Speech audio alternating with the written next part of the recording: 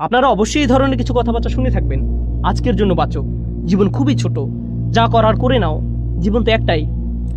হ্যাঁ, সেটা ঠিক যে দুনিয়ার জীবন একটাই, কিন্তু এ ধরনের দৃষ্টিভঙ্গির মানুষ যারা জীবনের একমাত্র উদ্দেশ্য বানিয়ে নেয় আনন্দ ফুর্তি, তারাই হচ্ছে ওই শ্রেণীর যারা পরকালের প্রতিদান দিবসের অস্তিত্বকে অস্বীকার করে।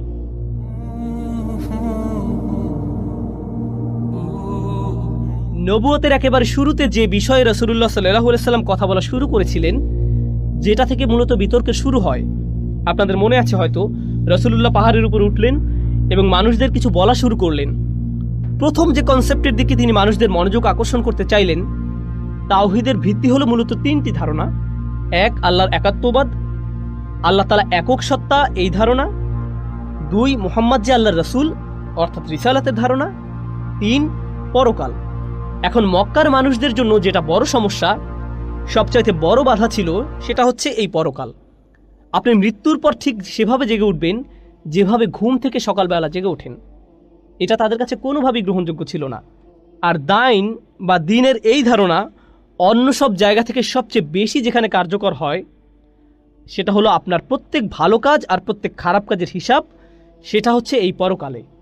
এজন্য আশ-শাওকানি এবং অন্যান্য আলেমগণ এই বিষয়ে মন্তব্য করেছেন, দিন শব্দটি এই আয়াতে পরকালের হিসাব নিকাশ ও পুরস্কারের দিকে ইঙ্গিত করে ব্যবহার হয়েছে। অর্থাৎ তুমি কি দেখেছো সেই ব্যক্তিকে যে পরকালীন প্রতিদান দিবসের এই কনসেপ্ট, তার কাজকর্মের পুঙ্খানুপুঙ্খানু বিচার হবে যেখানে, সেই পরবর্তী জীবনের বিরুদ্ধে মিথ্যা বলেছে? তারা এটা মেনে নিতে পারছিল না। বিষয়টা ভালোভাবে বুঝতে চেষ্টা করুন। আমি আগেও বলেছি, সূরাটি কুরাইশদের দুর্নীতির জারিজুরি ফাঁস করে দেয়। আমরা দুর্নীতির একেবারে রুট লেভেল সম্পর্কে এখান থেকে জানতে পারবো। আসলে আপনি সৃষ্টিকর্তায় বিশ্বাস রাখতে পারেন, ধর্মে বিশ্বাস রাখতে পারেন, কিন্তু যদি আপনার সেই বিশ্বাস দুর্বল হয়, এক্ষেত্রে যে পরকালের জবাবদিহিতা সম্পর্কে আপনার গুরুত্ব নেই, তাহলে আপনার দ্বারা অন্যায় জুলুম হবেই। যদি আপনি ধার্মিকও হন, এমনকি নামাজও পড়েন। এবং আমি একথা কেন বলছি যে যদি আপনি নামাজও পড়েন, কারণ আল্লাহ এই সূরাতে তাদের কথাই বলছেন যারা নামাজ পড়ত, অথচ তারপরেও সাথে জঘন্য অপরাধে লিপ্ত থাকত, আজে বাজে কাজকর্ম করত। কেন? কারণ পরকালে বিশ্বাসের ধারণা তাদের মধ্যে ছিল না। আপনারা হয়তো জানেন, যে কোনো মানুষের জন্য যে বিষয়টি সবার আগে অপরাধ কর্ম থেকে দূরে থাকতে সাহায্য করবে, সেটা হচ্ছে কাজের পরিণতির ভয়। একটি লালবাতি সিগন্যাল, সাথে উপরে ক্যামেরা ফিট করা আছে, এমন হলে তাকওয়া অন্তরে অটোমেটিক সেট হয়ে যাবে, স্বাভাবিক। এইভাবে যে কাউকে থামিয়ে দেওয়া যাবে, কারণ এভাবে পরিণতি ভয়ঙ্কর হতে পারে। আমাকে জরিমানা করা হতে পারে, কিংবা আমি আমার লাইসেন্স হারাতে পারি। পুলিশ অফিসার তো আমার পাশেই দাঁড়িয়ে আছে। আবার মাঝে মাঝে আমরা গায়েবের উপরও বিশ্বাস রাখি। আরে, পুলিশ অফিসার তো আশেপাশেই কোথাও থাকতে পারে, যদি চলে আসে। আল্লাযীনা ইউমিনুনা বিল গায়ব, ঠিক না? অর্থাৎ বিষয়টি হচ্ছে, যদি আপনার অন্তরে এই ধারণা দৃঢ় থাকে যে অপরাধের দরুন আপনাকে পরিণতি ভোগ করতে হবে, কিংবা কাজের প্রতিদান দেওয়া হবে আপনাকে, তাহলে আপনি অপরাধ থেকে দূরে থাকবেন, অথবা আপনি পুনরায় আবার চিন্তা করবেন। তাই আল্লাহ তাআলা সূরাটি শুরু করেছেন, তুমি কি দেখেছো সেই ব্যক্তিকে যে প্রতিদান দিবসের এই ধারণার বিরুদ্ধে মিথ্যা বলে? আবারও চলুন আমরা দুটি বিষয় একত্র করে নেই। সে এটার বিরুদ্ধে মিথ্যা বলছে, মানে তার মনের কোনো এক কোণায় অবশ্যই এই ধারণা মজুদ আছে যে হয়তো আমাকে কাজের ফলাফল ভোগ করতে হবে, কিন্তু সে মনের এই চিন্তাকে উড়িয়ে দেয় এবং এটা নিয়ে হাসি ঠাট্টা করে। আচ্ছা, তোমরা তাহলে জাহান্নামকে ভয় করছো? ওখানে তো অনেক গরম না? জান্নাতে গেলে কি কি পাবে তোমরা? এরপর জান্নাত নিয়েও তারা ঠাট্টা করে। কিন্তু তাদের মনের কোথাও না কোথাও এই প্রশ্ন ঘুরে ফিরে আসেই, হয়তো মৃত্যুর পরেও কোনো জীবন আছে যেখানে জবাবদিহি করতে হবে। কিন্তু হঠাৎ জেগে ওঠা মনের এই চিন্তাকে তারা মনের মধ্যেই কবর দিয়ে দেয়, এটা সম্পর্কে মিথ্যা বলে এবং নিজেদের নিত্যদিনের জীবনযাপন নিয়ে এগিয়ে যেতে থাকে, কারণ তাদের কাছে এসব নীতিচিন্তার কোনো পাত্তা নেই। আর হ্যাঁ, এই সূরাটি সেই সমস্ত লোকদের নিয়ে আলোচনা করছে যারা বেপরোয়া, কোনো কিছুতেই যাদের কোনো কিছু যায় আসে না। সামনে আমরা বিষয়টি আরও ভালোভাবে বুঝবো ইনশাল্লাহ। অফি কালামি হাতফুন আল মানা। আর এই বর্ণনার বাচনভঙ্গির দ্বারা যা বোঝা যায়, এই বর্ণনা ভঙ্গির পেছনে আছে বিশেষ উদ্দেশ্য। মাঝে মাঝে আল্লাহ অনেক ছোট বাক্য বলেন, কিন্তু লাইনগুলোর ফাঁকে ফাঁকে আরও বেশ কিছু বক্তব্য থাকে। আরবিতে এটাকে হাতফ বলে, অর্থাৎ বিশেষ কোনো কাজ, মিশন।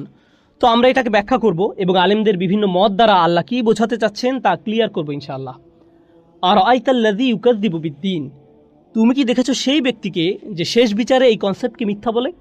সে কি সঠিক নাকি ভুল? সে কি সত্য পথে আছে নাকি মিথ্যায়? তুমি কি ভেবে দেখেছো তার অবস্থাটা? এটা হচ্ছে পরিপূর্ণ অর্থ উপরের আয়াতে যা বোঝানো হচ্ছে। ওয়ালিদ ইবনে মুগিরা, আস ইবনে ওয়াইল, আখনাস ইবনে শুরাইক, আবু জাহল, আবুল আহাব ইত্যাদি মানুষরা এই আয়াতের গণ্ডির ভেতরে পড়ছে। এবং সাধারণ অর্থে বর্তমানেরও অসংখ্য মানুষ যাদের এমন মেন্টালিটি আছে, এবং দেখা দ্বারা এখানে যা বোঝানো হচ্ছে একভাবে বুঝলে এটার অর্থ দ্বারা আক্ষরিকভাবেই দেখা বা চর্মচক্ষু দ্বারা দেখা। অর্থাৎ রাসূলকে সাধারণভাবে জিজ্ঞেস করা হচ্ছে, তোমার চোখ কি ওই লোকদের কর্মকাণ্ড পড়েনি? তোমার চোখে কি ওই সমস্ত লোকদের কর্মকাণ্ড পড়েনি? অর্থাৎ সরাসরি দর্শনের কথা বলা হচ্ছে। কিন্তু অন্য মত থেকে জানা যায় এই দেখা দ্বারা চিন্তাভাবনার কথা বোঝানো হচ্ছে। তুমি কি এই লোকদের পরকালকে মিথ্যা বলার দাবিটি চিন্তা করে দেখেছ? একটা হচ্ছে আক্ষরিক অর্থে দেখা, আরেকটা হচ্ছে অলংকারিক অর্থে দেখা। যেমন আগে উদাহরণ দিয়েছি, আমি যদি বলি আমি দেখেছি আপনাকে, মানে বোঝায় আসলেই আপনাকে দর্শন করেছি। কিন্তু কোনো ঘটনা বর্ণনা করার পর যদি বলি ও আই সি, মানে এখানে দেখা দ্বারা বোঝাচ্ছে যে আমি বুঝলাম। এই দেখা চোখের দেখা না, বরং মনের দেখা, অর্থাৎ অলংকারিক দেখা। তুমি কি বুঝতে পারছো সেই ব্যক্তিকে যে প্রতিদান দিবসে ধারণাটির বিরুদ্ধে মিথ্যা বলে? এরপর আসুন দ্বিতীয় বিষয়টি, আর আইতা, তুমি কি দেখেছ, তুমি কি চিনতে পেরেছো সেই ব্যক্তিকে যে পরকালীন বিচার হওয়ার এই ধারণার বিরুদ্ধে মিথ্যা বলে? সে কেমন মানুষ? তুমি কিভাবে এমন মানুষকে চিনবে? কিভাবে বুঝবে যে এই ব্যক্তি পরকালে তাকে যে কাঠগড়ায় দাঁড়াতে হবে সেটা মানেই না? প্রশ্নটা এখানে করা হয়েছে। সাধারণত এই ধরনের প্রশ্ন হয় এমন যেটা শুনে আপনার মনে হবে যে এটার উত্তর তো আমি আগে থেকেই জানি। কিন্তু এই সূরাটিতে আল্লাহ তাআলা এখানে উত্তর দিয়ে দিচ্ছেন। তিনি বলছেন, আমি তোমাকে বলে দিচ্ছি কিভাবে তুমি বুঝবে যে অমুক ব্যক্তির পরকালের উপর কোনো বিশ্বাস নেই। ফাযালিকাল্লাযী ইয়াদউল ইয়াতীম। ফা শব্দটি এখানে অনেক গুরুত্বপূর্ণ। ফা অর্থাৎ তারপর। আমরা এই শব্দটায় কিছুটা সময় ব্যয় করব ইনশাল্লাহ, যখন এই আয়াতটি নিয়ে বিস্তারিত আলোচনা করব। আপাতত আগের আয়াতটি আলোচনা শেষ করা যাক। একটা মত হচ্ছে যে আরাইতা দ্বারা শুধুমাত্র রাসূলুল্লাহ সাল্লাল্লাহু আলাইহি ওয়াসাল্লামকে বোঝানো হচ্ছে না, বরং যে কোনো ব্যক্তি যার নিজের জন্য সুস্থভাবে চিন্তা করার সামর্থ্য রয়েছে, তুমি কি চিন্তা করে দেখেছো দ্বারা সেই ব্যক্তির দিকে ইঙ্গিত করা হচ্ছে যার চিন্তা করার সামর্থ্য রয়েছে। হাযাল্লাযী ইউকাযযিবু বিদ্দীন বা'দা যুহুরি দালাইলিহি। তুমি কি দেখেছো সেই ব্যক্তিকে যাকে সমস্ত দলিল প্রমাণ দেখানোর পরেও সেই দিনের বিরুদ্ধে মিথ্যা বলে? আমরা ইতিমধ্যে সূরা ৩ এবং সকল দলিল প্রমাণাদির প্রদর্শন নিয়ে আলোচনা করেছি। আল্লাহ বলছেন, এখন তুমি আর কিভাবে অস্বীকার করবে? ফামা ইউকাযযিবুকা বা'দু বিদ্দীন। কিন্তু তারপরেও আর আইতাল্লাযী ইউকাযযিবু বিদ্দীন, এত কিছুর পরেও, এত পরিষ্কারভাবে বুঝিয়ে দেওয়ার পরেও সে দিনের বিপক্ষে মিথ্যা বলছে। এর পরেও সে কিভাবে এমন করতে পারে? তারপর আরেকটি বিষয়, যদিও এটা আমি স্কিপ করে যাব, এটা নিয়ে আগে বলেছি, নির্দিষ্টভাবে একজনকে ইঙ্গিত করা আর সকলকে বোঝানোর বিষয়টা। কিন্তু একটু বলতে হয়, ইমাম রাজির একটা চমৎকার মন্তব্য যেটা আসলে খুবই উদ্দীপ্তকর। আল্লাহ নিশ্চিত করেছেন যে পরকালকে অস্বীকার করাই হচ্ছে সকল প্রকার অবিশ্বাস আর বিদ্রোহের পিছনের মূল কারণ, মৌলিক, একেবারে গোড়ায় যে বিষয়টি মানুষদের ধর্ম থেকে দূরে রাখে। নবী রাসূলদের কাছে ওহী পাঠানো হয়, এটা বিশ্বাস করা অতটা কঠিন নয়, কেননা এটা মানুষের বিবেককে নাড়া দেয়। সৃষ্টিকর্তা এক, এই ধারণা বুঝে নেয়া এটাও কোনোভাবেই কঠিন নয়। মূলত পরকালে আমাকে জবাবদিহি করতে হবে আমার কাজকর্মের জন্য, এই কনসেপ্টটিতেই মূল সমস্যা মানুষের। কারণ এর মানে আমাকে আমার জীবনযাপন পদ্ধতি পরিবর্তন করতে হবে, কিন্তু মানুষজন এটা করতে চায় না। বাল ইউরিদুল ইনসানু লিয়াফজুরা আমামাহ। মানুষ চায় তার সামনে থাকা নিয়মকানুন ডিঙিয়ে যেতে, পাপের পথে অগ্রসর হয়ে নিয়ম শৃঙ্খলার তোয়াক্কা না করে একেবারে সেগুলোর বিরুদ্ধে বিদ্রোহ চালিয়ে দিতে। শৃঙ্খলা বিধির কোনো পাত্তা নেই তার কাছে, এবং এটাই হচ্ছে সেই মূল কারণ যেটার কারণে দিন ধর্ম সে মানতে রাজি নয়। এই বাস্তবতা খুবই কঠিন তার জন্য, মেনে নেওয়া খুবই দুরূহ। জানেন নিশ্চয়ই, যখন বাস্তবতা খুব কঠিন হয় মানুষ চায় সেটা থেকে পালাতে। অনেকেই এরকম করে থাকে, আমরা তাদেরকে এক কথায় কাপুরুষ বলে থাকি। আসলেই আপনি চাকরির জন্য আবেদন করলেন, হলো না, দু একবার চেষ্টা করার পর আপনি হাল ছেড়ে দিয়ে বাস্তবতার পাশ কাটিয়ে এখন ঘরে বসে ভিডিও গেম খেলছেন। এই যে এই ধরনের বাস্তবতা থেকে পালিয়ে বেড়ানো টাইপের চিন্তা ভাবনা, এটাই হচ্ছে সেই সব মানুষ যার কথা বলা হচ্ছে।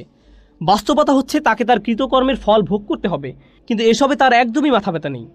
সে শুধু পাশ কাটিয়ে পালিয়ে বেড়াচ্ছে, নিজের মন মতো দুনিয়া বানিয়ে নিয়েছে যেখানে কোনো জটিলতা নেই, দিন রাত ফুর্তি করে বেড়াচ্ছে, আগামী দিনের জন্য কোনো চিন্তা নেই। আপনারা অবশ্যই এই ধরনের কিছু কথাবার্তা শুনে থাকবেন। আজকের জন্য বাঁচো, জীবন খুবই ছোট, যা করার করে নাও, জীবন তো একটাই। হ্যাঁ, সেটা ঠিক যে দুনিয়ার জীবন একটাই, কিন্তু এ ধরনের দৃষ্টিভঙ্গির মানুষ যারা জীবনের একমাত্র উদ্দেশ্য বানিয়ে নেয় আনন্দ ফুর্তি, তারাই হচ্ছে ওই শ্রেণীর যারা পরকালের প্রতিদান দিবসের অস্তিত্বকে অস্বীকার করে।